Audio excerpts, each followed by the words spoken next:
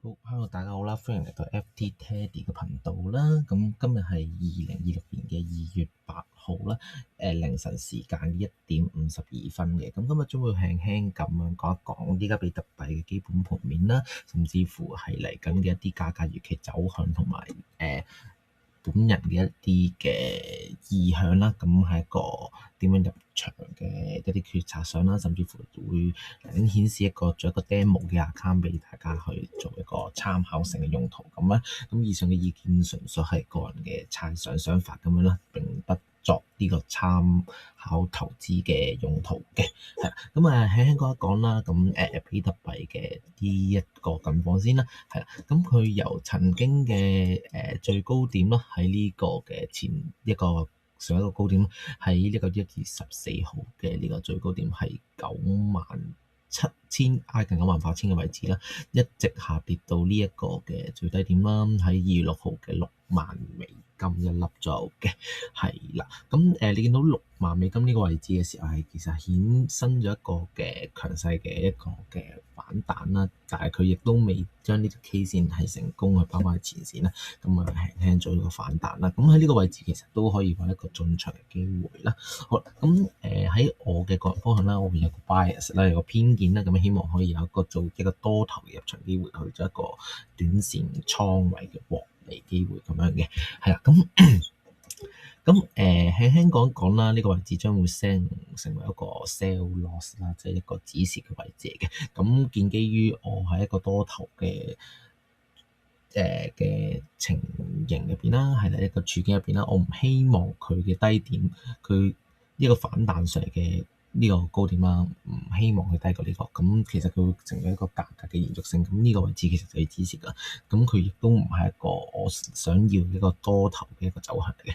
咁係啦，就係咁樣啦。咁呢個一條中間線啦。咁其實呢條線係代表咩咧？咁呢個就後續有機會再講啦。咁其實呢條線就意味住佢係可以被跌破嘅。咁係呢一條線下跌完之後，期望佢有機會嘅力度會彈到幾高嘅啫。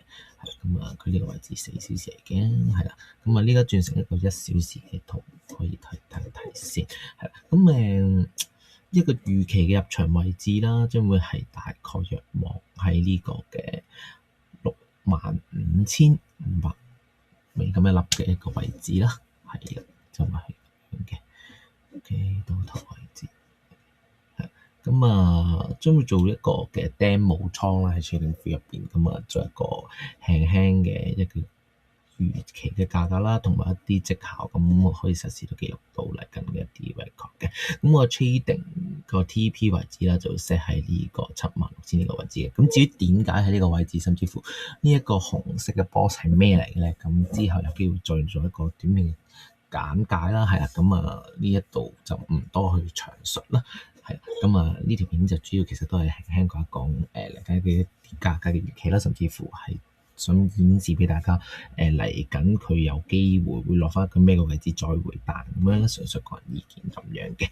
係啦，好呢度啦，見下價單咁個 demo account 呢度 TradingView 咧幾得意功能，其實可以大家做一個新手小白可以去嘗試一個 demo account 去做一個交易動作先啦，唔需要用一個真錢嘅trading 啦。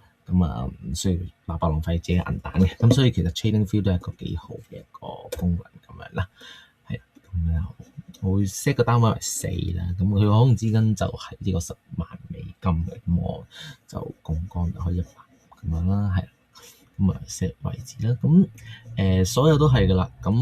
所有個 trading 咧，其實最緊要真係要 set 到一個下價單。如果唔係當初喺一個90,000嘅位置冇 set 到落去，一抄落去呢個位置$60,000，其實你嗰度已經跌咗差唔多3.5萬，係$35,000啦。嗰個位置其實個痛楚都幾大嘅，咁所以歡慶啦，所有交易都係做一個嘅止蝕嘅動作啦。